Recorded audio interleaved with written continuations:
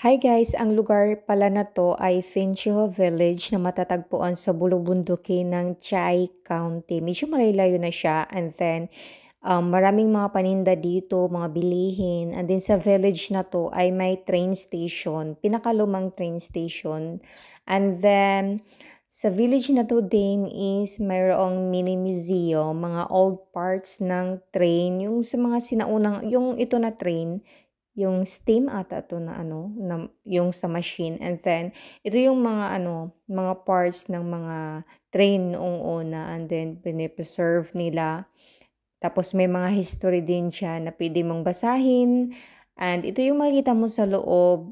Maganda sa loob guys kahit maliit lang talaga yung ano nila. Then may mga ano tawag nakalimutan ko na 'tong mga kahoy-kahoy na 'to.